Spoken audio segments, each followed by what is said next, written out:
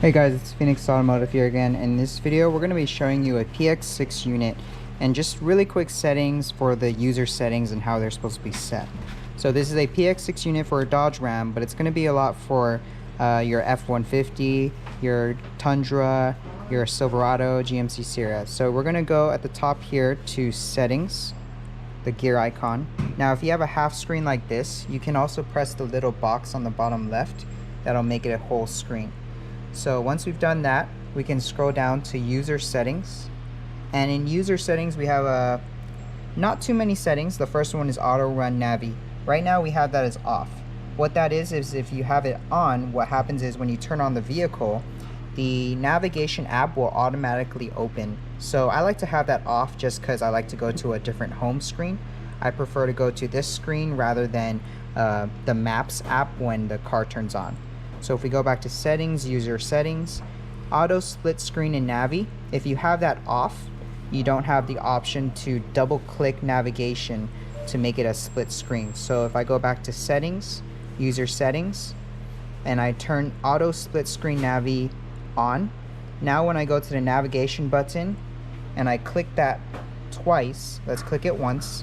If I click it twice, once again, you can see I can do a split screen for the navigation app. So let's multi-window button, clear all, multi-window button, clear all again. Let's go back to settings, and I like to have the split screen and Navi on, up to you.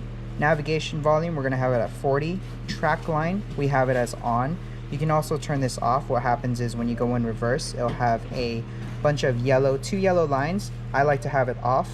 Parking sound we leave as on or off, doesn't really matter, not important. Touch tone on or off. Off is just means when you're touching the screen, and every time you touch a screen it won't have a sound. If you have it on, it'll go beep every time it reads a touch command. ACC volume, we have it as save. You could also have it as no save, does not matter. Display speed, so that's if I have it off and say I have a really small screen, you'll have a picture of your car. But let's turn it on here. So display speed, we're always going to have it as meter, and once I press on, you can see I have RPM and speed showing. If we make this big screen again, we're going to go to the next one, which is speed unit, miles per hour, kilometers. That's up to you which one you want to set it at. Temperature unit, Fahrenheit or Celsius.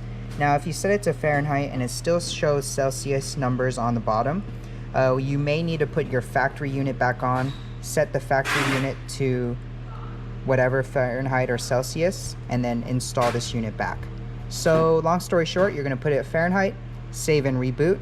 After you set this unit to Fahrenheit, remove this unit, put the factory on, set the factory to Fahrenheit, remove the factory, then put this back on. The next one is reset when brake down. We have that as off. Brake detect, we have that as off. If it's on and we go to the movie app, you can see we have this triangle right here. So go to settings and brake detect off. Go back to movie. Now we still have this actually. We actually have to do a save and reboot. So set brake detect off and then save and reboot. Output image to external display, I just have it as all image. Car auto, Apple device. These both settings, Apple and Android, we have it as on. Now if you don't have built-in CarPlay, it's not needed, but if you do, just have it as mobile connection. Auto run car auto when your phone is connected. This is when you plug in your smartphone, auto CarPlay or Android Auto will automatically come up. You can have that on or off depending on what setting you want. Background processes, you can have this on or off. If you have it as off, it might run smoother if you're running multiple apps. So these are the settings and user settings. Check these out and see if your settings are like this. Thank you guys for watching. Stay tuned for the next video. If you're looking for videos on system info or install set, check the description below for those videos. Bye guys.